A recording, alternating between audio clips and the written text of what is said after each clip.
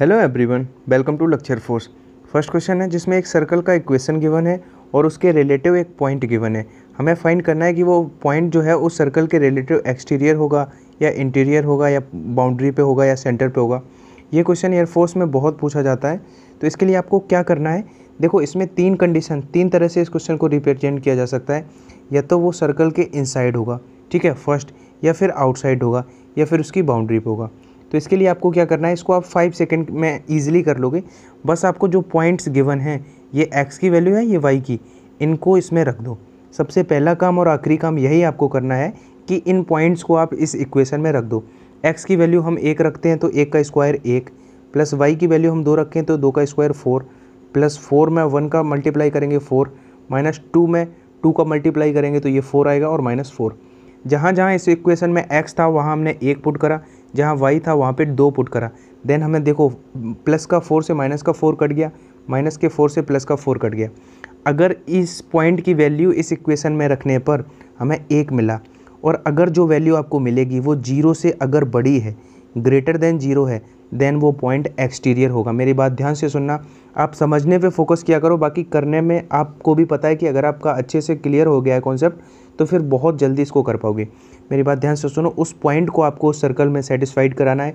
वो वैल्यू अगर 0 से बड़ी आती है तो वो एक्सटीरियर, मतलब वो सर्कल के बाहर कहीं सिचुएटेड होगा, ठीक है, यानी कि इसका ए राइट आंसर हो गया।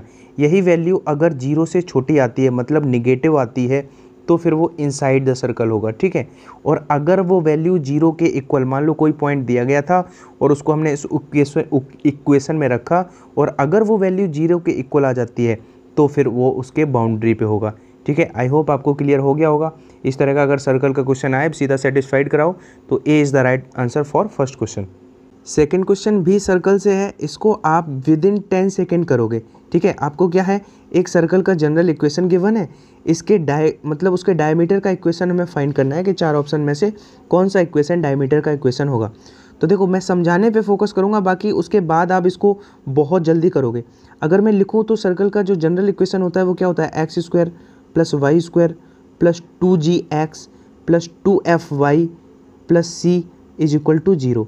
अब मेरी बात ध्यान से सुनना, आपको इससे कई बच्चे क्या होते हैं कि उनको कंपैरिजन कराना पड़ता है। पहले g का वैल्यू निकालेंगे, पहले वो 2x का जो कोफिशिएंट होगा पूरा 2g, उसको 6 के इक्वल करेंगे, 2f को y का इक्वल करेंगे, ठीक है। फिर वो बाद में लिखेंगे माइनस का g कॉमा माइनस का f जो होता है वो उसका सेंटर होता है, फिर वो माइनस का पॉजिटिव का नेगेटिव करेंगे। आपको ये नहीं करना है। अगर आप सच में क्लियर करना चाहते हो इस बार एग्ज़ाम, तो मेरी बात ध्यान से सुनना। हमें पता है ये 2gx और 2fy, आज के बाद इस तरह का इक्वेशन आपको दिखा सर्कल का, आपको उसका सेंटर लिखना है। आपने कोष्टक लगाया अपने माइंड में, न कि बुक में। आपको क्या करना था, सेंटर लिखना था।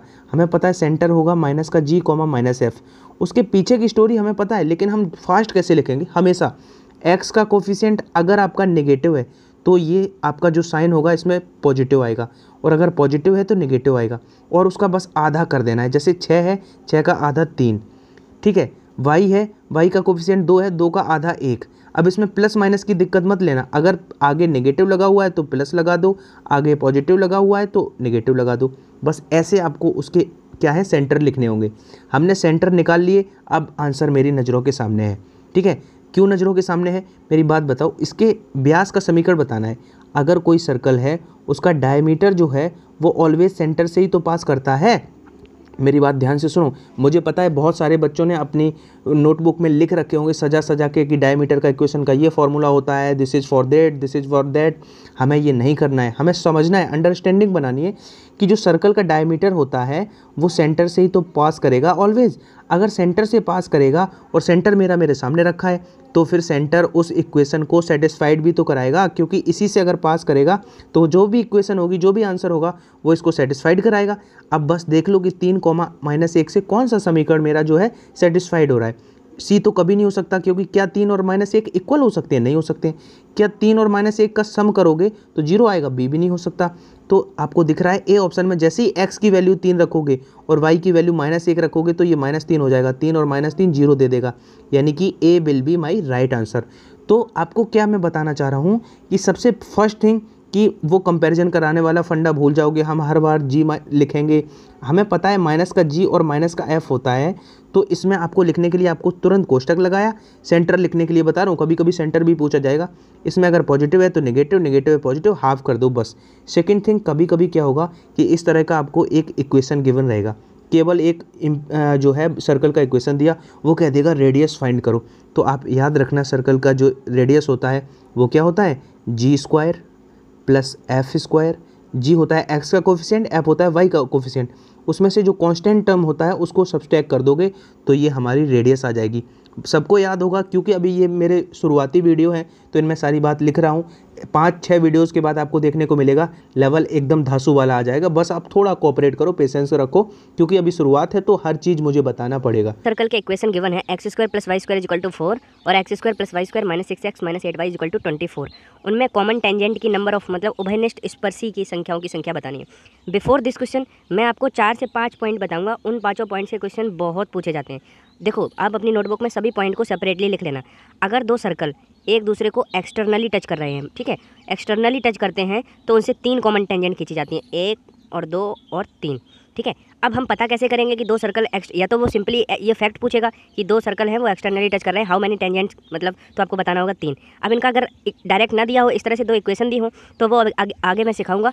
अगर इसकी रेडियस ये इतनी होगी, इसकी रेडियस ये यहाँ से इतनी होगी, अगर दोनों की रेडियस का सम उनके सेंटर के बीच की दूरी के इक्वल हो जाए, मतलब जो सेंटर के बीच की दूरी होगी C1 C2 और वो इक्वल हो जाए उनके रेडियस के सम के, तो फिर ये केस बनता है और इस केस में 3 कॉमन टेंजेंट खींची जा सकती हैं। आई होप इसका आपने स्क्रीनशॉट ले लिया होगा। सेकंड पे आते हैं, अगर दोनों आपके वो था एक्सटर्नली टच करने का, अगर इंटरनली टच कर रहे हो, ठीक है, ऐसे इंटरनली टच कर रहा हो, तो फिर इस केस में केवल एक कॉमन टेंजेंट खींची जा सकती है। इसके लिए कंडीशन क्या होगी कि जो आपका C1 C2 यानी कि सेंटर्स का जो डिस्टेंस होगा वो उनकी रेडियस, मान लो इसका सेंटर ये है और इसका सेंटर ये है, तो वो इनकी रेडियस के डिफरेंस के बराबर होगा। या इस चाहे R1 माइनस R2 करो, चाहे R2 माइनस R1, अगर इस बड़े वाली रेडियस में से हम ये छोटे वाली रेडियस घटा देंगे, ध्यान से देखो, तो इतना ही तो बचेगा, यही तो दूरी उनके सेंटर्स का डिस्टेंस है। मतलब अगर सेंटर का डिस्टेंस जो है उनकी रेडियस के डिफरेंस के इक्वल आ जाए तो फिर आप समझ लेना कि वो ये वाला केस है। और इस वाले केस में क्या कहते हैं, केवल एक कॉमन टेंजेंट खींची जा सकती है। आई होप आपने इसका भी स्क्रीनशॉट ले लिया होगा। अब बात करते हैं, अगर दो सर्कल टच ही ना कर रहे हों, वो कैसे पता करेंगे। अगर टच नहीं कर रहे होंगे तो आपको पता है इनके सेंटर का जो डिस्टेंस है C1 C2, इनके जो सेंटर का डिस्टेंस है वो बहुत अधिक है, किससे, R1 प्लस R2 से। अगर हम, आप ध्यान से देखना, अगर हम इन दो, इसकी सपोज रेडियस ये 2 है, इसकी 3 है, दोनों को जोड़ देंगे तब भी 5 नहीं हो रहा है, ये बहुत हो रहा है। मतलब C1 C2 अगर ग्रेटर देन आ जाए, मतलब वो टच नहीं कर रहे हैं, उस केस में 4 आपकी कॉमन टेंजेंट खींची जा सकती हैं, 1, 2 और 3 और 4। वो मैंने आपको समझा दिया कि किस तरह से ये तीनों केस की आपने आई होप स्क्रीनशॉट ले लिया होगा। एक और रह रहा है जिसमें इंटरसेक्ट करेगा। अगर एक सर्कल दूसरे सर्कल को इंटरसेक्ट करे, मतलब ठीक है, तब उसमें कितनी कॉमन टेंजेंट खींची जा सकती हैं, उस केस में 2 कॉमन टेंजेंट खींची जा सकती हैं, 1, 2। इसको हम कैसे डिटरमाइन करेंगे, कैसे पहचानेंगे। इसमें आप लोग देख रहे हो कि जो C1 C2 है, आपका C1 C2 है वो लेस देन हो जाएगा R1 प्लस R2 के। आप ध्यान से देखो, सपोज इसकी रेडियस ये, इसकी रेडियस ये है, ठीक है, और इसकी रेडियस ये है, ठीक है। आपको दिख रहा है कि जो सेंटर्स के बीच की डिस्टेंस है वो ये इतनी है, लेकिन अगर रेडियस का सम करेंगे तो ये इतना और ये इतना और आएगा। मतलब हमें दिख रहा है कि सेंटर के लिए आपका ये इतना इंटरसेक्ट पार्ट है वो कम हो जाएगा, यानी कि सेंटर का डिस्टेंस अगर जो है वो कम आ जाए उनकी रेडियस के सम से, तो फिर इंटरनली इंटरसेक्ट करते हैं, उस केस में 2 कॉमन टेंजेंट खींची जा सकती हैं। आई होप ये चारों पॉइंट आपने लिख लिए होंगे। इनसे सिंपली एक जनरल सा क्वेश्चन भी पूछ सकते हैं वो, कि 2 सर्कल हैं वो इंटरनली इंटरसेक्ट कर रहे हैं, कितनी खींची जा सकती हैं, ठीक है, सभी केस लिख लिए होंगे। अब देखो, अब हमें क्या है कि डायरेक्ट अगर नहीं पता है कि इंटरनल कर रहा है या एक्सटर्नल कर रहा है या फिर टच ही नहीं कर रहा है, तो फिर आपको 2 इक्वेशन गिवन रहेंगे, उनसे आपको सिंपली फाइंड करना होगा। देखो, ये तो उसका जनरल इक्वेशन है, x माइनस एच का square plus y minus k का square equal to r square. तो इससे ये तो बहुत ईजी है, इसे देख के सेंटर बताना, क्योंकि h और k है ही नहीं, मतलब सेंटर इसका 0,0 है और बराबर होता है आर स्क्वायर, मतलब त्रिज्या का स्क्वायर, ये 2 का वर्ग है तो त्रिज्या इसकी 2 है, यानी कि इसका सेंटर इतना है और रेडियस 2 है। अब इसका हमने सेंटर निकालना आपको बताया था, दोनों का आधा कर दो, x का गुणांक 6 है उसका आधा कर दो 3, y का गुणांक 8 है उसका आधा कर दो 4। अब अगर माइनस है तो प्लस लगा दो, प्लस है तो माइनस, दोनों पे माइनस है तो दोनों पे प्लस लगा दिया, ये इसका सेंटर हो गया। अब इसकी रेडियस कैसे निकलती है, G square plus F square minus C. G square मतलब 3 का स्क्वायर 9, 4 का स्क्वायर 16, 25 हुआ, और 25 में माइनस 24 करेंगे क्योंकि ये 24 इधर आएगा तो माइनस का होगा, 25 प्लस 24 49 होगा, उसका स्क्वायर रूट लेंगे तो 7 आएगा। इस तरह से हमने दोनों के सेंटर्स निकाल लिए, दोनों की रेडियस निकाल ली। अब देखो, सेंटर के बीच का डिस्टेंस निकालेंगे, इसके बीच का डिस्टेंस निकालेंगे, under root x1 minus x2 का होल ऑफ स्क्वायर, मतलब 0 में से 3 जाएगा 9, 3 का स्क्वायर 9 प्लस 0 में से 4 जाएगा, 4 का स्क्वायर 16, ये 25 हुआ, मतलब सेंटर का बीच का डिस्टेंस 5 आया। अब हमें पता है सेंटर का बीच का डिस्टेंस जो है और इनके रेडियस के डिफरेंस के इक्वल आ रहा है, क्योंकि रेडियस कितनी है 7 और 2, और रेडियस का डिफरेंस कितना आ रहा है 5। तो मैंने आपको एक कंडीशन बताई थी, अगर आपका सेंटर के बीच का डिस्टेंस किसके इक्वल आ जाए, रेडियस के डिफरेंस के इक्वल आ जाए, R2 माइनस R1 के, इसका मतलब वो इंटरनली टच कर रहे होंगे। कैसे, अब मैं इसको हटा दे रहा हूँ। अगर रेडियस के डिफरेंस के इक्वल आ गया, मतलब एक बड़ा सा सर्कल होगा उसमें एक छोटा सा बन रहा होगा। अगर हम बात करें इसमें रेडियस, इस वाली रेडियस में से ये इतनी रेडियस घटा देंगे तो वो सेंटर का डिस्टेंस ही तो आ जाएगा, यही तो आ जाएगा C1 C2, वही हमें मिल गया 5 बराबर 5। मतलब वो इंटरनली इंटरसेक्ट कर रहे हैं, और जब दो सर्कल इंटरनली इंटरसेक्ट करते हैं तो केवल एक कॉमन टेंजेंट खींची जा सकती है, यानी कि इसका क्वेश्चन का आंसर हो जाएगा बी ऑप्शन। ठीक है, अब मेरी बात ध्यान से अगर देखो, दो तरह के बच्चे हैं। एक बच्चे वो हैं जो बोर नहीं हुए हैं, सारे पांचों पॉइंट उन्हें लिख लिए, उन्हें पता है यार फोर्स बच ही नहीं सकता है, इस टाइप का एग्जाम क्वेश्चन में ना पूछे, हो सकता है इजी पूछेगा तो वो आपको बता देगा पहले ही कि इंटरनली कर रहा है इंटरसेक्ट या नहीं कर रहा है, और अगर नहीं करेगा तो ऐसे दो इक्वेशन देगा, इक्वेशन से आप फास्ट निकालना सीखो। किसी एपी का mth टर्म n है और nth टर्म m है, तो m प्लस nth टर्म क्या होगा। मैंने देखो इजी क्वेश्चन लिया है आपको समझाने के लिए, आपको एक अप्रोच बताने के लिए, बाकी प्रैक्टिस से आपका नंबर का एजम्पशन इतना हो जाएगा कि आप कहते हैं ना practice makes a man perfect. अब ध्यान से सुनना, हमें इसको दो इक्वेशन बना के नहीं लिखनी है कि आप फॉर्मूला लगा रहे हो Tn is equal to a plus n minus 1 into d, उसके बाद आप दो इक्वेशन बना के करोगे तो कोई रॉकेट साइंस नहीं होगी, 2 मिनट वेस्ट करोगे, लड़का तब तक 3 क्वेश्चन कर चुकेगा।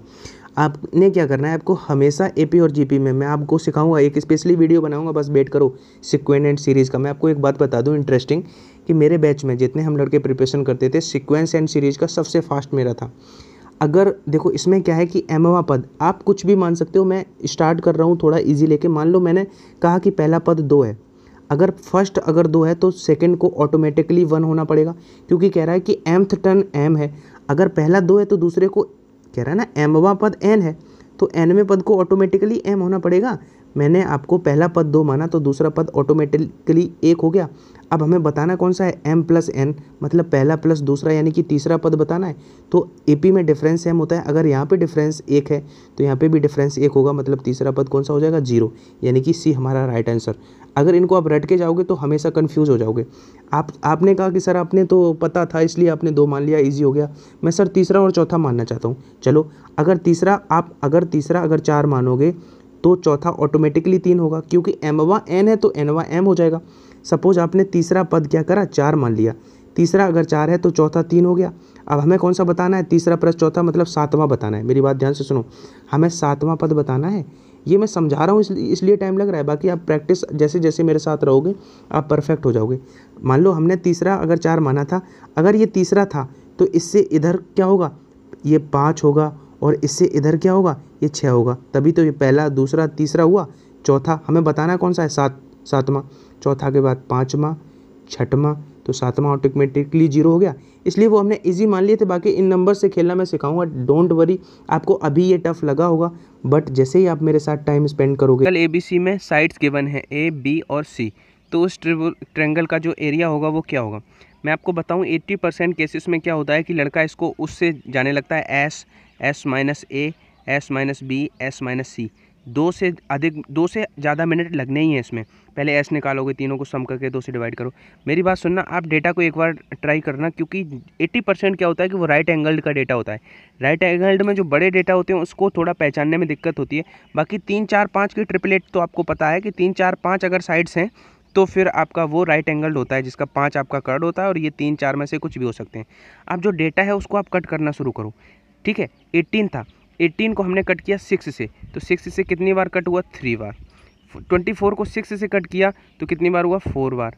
इसको किया तो 5 बार। आपको वही दिख गया, ये तो राइट एंगल का, आपको मतलब चेहरे पे मुस्कान आ जानी चाहिए ये देख के कि ये भाई मेरे राइट एंगल का डेटा दिया है। और मैक्सिमम केसेस में यही आपको गिवन रहेगा। आपको मैं बस ये क्वेश्चन को कराने के लिए नहीं लिया है, एक क्वेश्चन के साथ मैंने ये बताने के लिए लिया है कि एक बार क्वेश्चन को ट्रायंगल का अगर एरिया पूछा जाए, एक बार चेक जरूर करना क्या वो साइड आपकी राइट एंगल की हैं या नहीं। और अगर राइट एंगल की हैं तो फिर बोनस हो गया, क्योंकि उसका ट्रायंगल तो बड़ा ईजी होता है, क्या 1/2 बेस इंटू हाइट, ठीक है। अब बेस इंटू हाइट आपका ये देख लेना, जो सबसे बड़ा होता है वो कर्ड होता है, यानी कि इस फॉर्मूले में हमें कर्ड यानी सबसे बड़ी वाली साइड ना रखना, और 2 जो बची वो रख देना। ये सोचना ही नहीं है कौन बेस है कौन हाइट है। तो 1/2 सबसे बड़ा है वही तो आपका विकर्ड होता है, तो सबसे बड़ा 24, 30 हटा दो, क्योंकि इससे हमें मतलब नहीं है। आप चाहे ये बेस बना रहे चाहे ये बेस बना रहे, दोनों का मल्टीप्लाई ही करना है। तो 18 × 24। अब यहाँ पे एक बात और आपको सीखनी है कि इनका गुणा ना करने लग जाना, ठीक है। हमें मान लो गुणा करना नहीं आता है, हमने इसको 9 से कट किया। अब हमें नहीं पता है कि 24 का 9 में गुणा कैसे करते हैं, लेकिन ये तो हमें पता है कि 9 का 4 में गुणा करते हैं, यूनिट डिजिट 6 आएगा, और 20 का गुणा 9 में करेंगे तो 180 से अधिक आएगा, यानी कि लगभग 216 आ रहा है, क्योंकि 196 नहीं हो सकता है। इतना आपको ऑब्जर्वेशन, बाकी आप गुणा भी करोगे तो कोई टाइम नहीं लगने वाला। 9 का 4 में किया 4 में किया, आपको अगर गुणा भी करोगे तो 9 का 4 में करोगे तो 36 होगा, कैरी 3 हुआ, 18 और 3 21। तो ऐसे कर भी सकते हो। बाकी आपको बस अगर नंबर पे कमांड अच्छी है तो फिर इन क्वेश्चंस को आप बहुत इजीली कर पाओगे। आपने नोटिस किया होगा कि इस तरह के 2 क्वेश्चन होते हैं, एक का आंसर 0 होता है, एक का आंसर 1 होता है, और लड़का 90% केसेस में कंफ्यूज रहता है। अगर वो पूरा सॉल्व नहीं करेगा और याद करके गया है तो एक वाले में 0 क्लिक करके आएगा, 0 वाले में 1 क्लिक करके आएगा। तो इसलिए मैंने ये क्वेश्चन लिया है। बाकी मैं आपको बस इसका प्रोसेस बता दे रहा हूँ। अगर आपका n+1 और b की पावर n+1 ऊपर है, इस क्वेश्चन का आंसर होगा 0। एक इसी तरह का एक सिमिलर क्वेश्चन हो जाता है जिसमें a की पावर n प्लस b की पावर n ऊपर रहेगा और नीचे रहेगा a की पावर n-1 प्लस b की पावर n-1। इस क्वेश्चन का आंसर आपका 1 रहेगा। ठीक है, सबसे पहले तो आप इसका स्क्रीनशॉट ले लो, इसका 0 इसका 1, 1-2 बार देख लेना। बाकी प्रोसेस बहुत सिंपल है, कुछ नहीं है। ये आपका क्या है, a और b के बीच में अर्थमेटिक मीन है। वो होता क्या है, a प्लस b बटे 2। आप पूरा क्रॉस मल्टीप्लिकेशन करना है और कैलकुलेट करना है, लास्ट में कंपेयर करना है। बाकी इसमें कुछ नहीं है। आप बस यही है कि आप थोड़ा याद रख पाओ अगर कि अगर कहीं नेगेटिव साइन है ही नहीं, अगर कहीं नेगेटिव साइन है ही नहीं, इसका मतलब आंसर 0 है। और अगर a की पावर n प्लस b की पावर n ऊपर है और नीचे नेगेटिव साइन भी है, n-1 है और b की पावर n-1 है, तो इस क्वेश्चन का आंसर 1 होगा। अगर आप याद रख पाते हो तो सीधा मार्क्स मिल जाएंगे आपको। एक चीज़ अगर आप और याद रख पाओ, सेम क्वेश्चन होगा, सेम डेटा होगा, वो कहेगा a और b के बीच में am की जगह पे gm कह देगा, जियोमेट्रिकल मीन अगर कह देगा है, तो फिर n का वैल्यू जो होता है वो ऑप्शन में -1/2 आपको दिखेगा, वो क्लिक करना है अगर gm है, अगर आप याद रख पाओ तो। ठीक है, ऐसे बहुत से बच्चों को जानता हूँ जो पूरी साल तो बहुत स्ट्रगल करते हैं, but at the end moment पे रिवाइज नहीं कर पाते चीज़ों को और उनका सिलेक्शन रुक जाता है। तो मैं बस यही मेरा सजेशन है कि आप जितना रिवीजन कर पाओ, आप कोई नई चीज़ ना पढ़ो आप। ठीक है, अगर आप जितना पढ़ रखा है उसको ही रिवाइज कर लेते हो, ये बहुत फ्रूटफुल रहेगा। जैसे कि सबसेट और प्रॉपर सबसेट 2 क्वेश्चन आते हैं, इनमें आप होते तो इजी हैं और शायद बच्चे को पता भी हो। मैं भी अगर कुछ को नहीं पता है तो बस रिवाइज करा दूं कि आपको अगर यहाँ पे ध्यान से पढ़ना है केयरफुली। अगर उचित उपसमुच्चय पूछे हैं यानी कि प्रॉपर सबसेट पूछे हैं तो फिर हो जाएंगे 2 की पावर n-1। लेकिन केवल अगर उपसमुच्चय पूछता, केवल सबसेट पूछता, तो फिर 2 की पावर n आंसर होता। ठीक है, यहाँ पे हमें एक घटाना भी है, मतलब उचित उपसमुच्चय है, इसमें कितने नंबर हैं, 1 2 3 4, यानी कि 2 की पावर 4 हमारा क्या हो जाता है, सबसेट। लेकिन प्रॉपर सबसेट है तो एक घटा दिया, वो प्रॉपर सबसेट मतलब इसका ये वाला सेट घटाना पड़ता है जो ABCD होता है। बाकी जितने बनेंगे वो इतने बनेंगे, कितने, 16 - 1, यानी कि 15 इस क्वेश्चन का राइट आंसर होगा। 114 डिग्री 35 मिनट 30 सेकंड की माप रेडियन में क्या होगी। इस क्वेश्चन को अगर मैं करने बैठ जाऊं तो डेकोरेट करके एक पेज भर सकता हूं और इसका आंसर बड़े आराम से, अगर बोर्ड एग्जाम्स के लिए करना हो तो फिर वो आपको मेथड करना है। बाकी मैं आपको एयरमैन बनना है। आपके सामने 4 ऑप्शन लिखे होंगे, उनमें से एक राइट आंसर होगा, बस आपको उसी को तो पकड़ना है। मतलब 3 ऑप्शन को बाहर करना है, 3 को एलिमिनेट करना है आपको, बस यही आपके अप्रोच होनी चाहिए। ठीक है, वो लिखने वाली आदत भूल जाओ। आपको पता है कि एक रेडियन में 57 डिग्री के अराउंड होता है, 57 से कुछ अप्रॉक्स होता है। अगर मेरी बात बताओ, एक रेडियन में 57 डिग्री होता है, तो ये 57 जो है वो इसका लगभग डबल ही तो दिख रहा है। 50 का डबल 100, 7 का डबल 14 और ये अप्रॉक्स वाला, यानी कि 3 रेडियन होने का तो कोई सवाल ही नहीं, क्योंकि 150 से भी ऊपर होना चाहिए था। 4 रेडियन तो फिर और भी सवाल नहीं है। 1 रेडियन इसलिए नहीं क्योंकि 57 के अराउंड होता, तो मेरा आंसर ऑटोमेटिकली 2 रेडियन हो गया। क्यों हम एफर्ट लगाएं। 2 सर्कल हैं जिनके सेंटर पर सेम लेंथ के आर्क जो है π/3 और π/4 का एंगल बनाते हैं, तो उन सर्कल की रेडियस का रेशियो क्या होगा। इंपॉर्टेंट है, एयरफोर्स में जनरली बन रहे हैं ये क्वेश्चन। तो जो कोण होता है वो आपका आर्क बटे रेडियस होता है, और अगर आर्क आपका दोनों के लिए सेम है तो एंगल जो है इनडायरेक्टली प्रोपोर्शनल हो जाएगा रेडियस का, यानी कि जो रेशियो एंगल का होगा उसका जस्ट उल्टा रेशियो जो रेडियस का हो जाएगा। π/3 का मतलब 60 डिग्री और π/4 का मतलब 45 डिग्री, तो इसका उल्टा ही तो हो जाएगा, यानी कि 45/60 हो जाएगा किसका रेशियो, आपका रेडियस का। तो इसको कट कर दो, 15 से कट करोगे 3 बार, 15 से कट करोगे 4 बार, तो उसका 3 और 4 भी आ जाएगा। अब एक बच्चा सोच सकता है कि इसको क्या ज़रूरत थी π/60 और 45 लिखने की, तो आप सीधा वो मैंने ईजी हो जाए, समझने में दिक्कत ना हो। बाकी तो यहाँ से पाई कट के दिख रहा है कि 3 और 4 आ जाएगा, क्योंकि जब इसका इनडायरेक्टली हो जाएगा उसके। एक कॉम्प्लेक्स नंबर है 2 + 5i/4 - 3i, इसका कॉन्जुगेट बताना है। देखो वैसे अगर सिंपली x + iy लिखा हो कॉम्प्लेक्स नंबर, उसका हमें कॉन्जुगेट बताना हो तो वो x - iy होता है, मतलब उसमें कुछ नहीं करना है, बीच में नेगेटिव लगा देना है। लेकिन इस तरह का अगर फ्रैक्शन में आ जाए तो फिर उसको कैसे करना है।